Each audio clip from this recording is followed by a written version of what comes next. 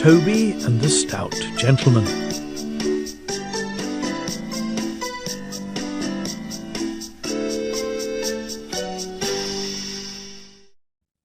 Toby is a tram engine. He's short and sturdy. He has cow catchers and side plates and doesn't look like a steam engine at all.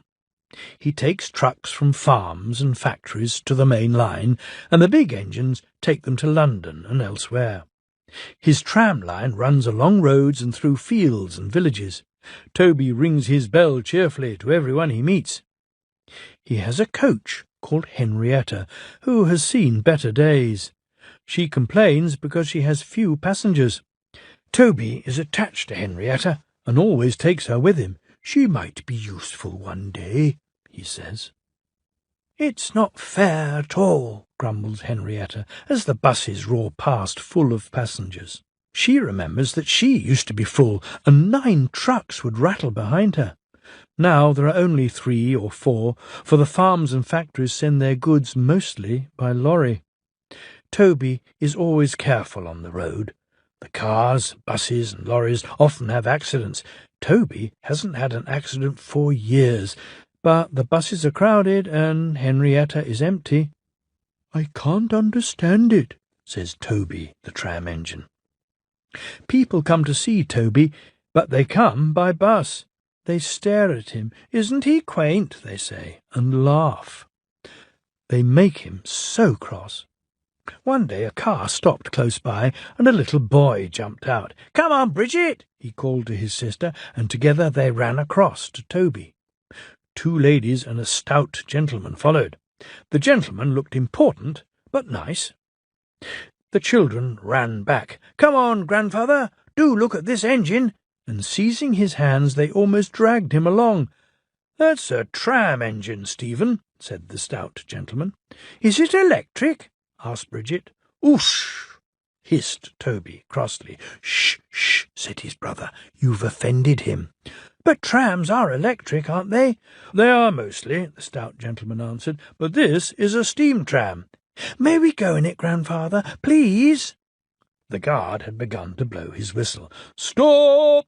said the stout gentleman, and raised his hand. The guard, surprised, opened his mouth, and the whistle fell out. While he was picking it up, they all scrambled into Henrietta. "Hip, hip, hooray!" chanted Henrietta, and she rattled happily behind. Toby did not sing. "Electric indeed, electric indeed," he snorted. He was very hurt. The stout gentleman and his family got out at the junction, but waited for Toby to take them back to their car.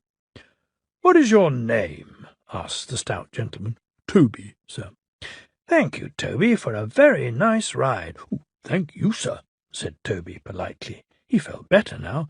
This gentleman, he thought, is a gentleman who knows how to speak to engines. The children came every day for a fortnight.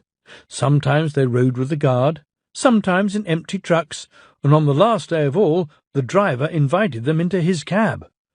All were sorry when they had to go away. Stephen and Bridget said, "Thank you," to Toby, his driver, his fireman, and the guard. The stout gentleman gave them all a present. "Beep, beep, beep, beep," whistled Toby. "Come again soon." We will," called the children, and they waved till Toby was out of sight. The months passed. Toby had few trucks and fewer passengers.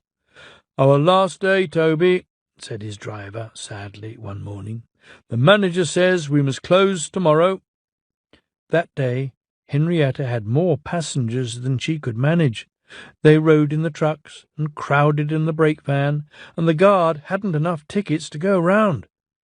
The passengers joked and sang, but Toby and his driver wished they wouldn't. "Goodbye, Toby," said the passengers afterwards. "We are sorry your line is closing down." "So am I," said Toby sadly. The last passenger left the station, and Toby puffed slowly to his shed. Nobody wants me, he thought, and went unhappily to sleep. Next morning the shed was flung open, and he woke with a start to see his fireman dancing a jig outside. His driver, excited, waved a piece of paper. "Wake up, Toby!" they shouted, "and listen to this. It's a letter from the stout gentleman." Toby listened and— But I mustn't tell you any more, or I should spoil the next story.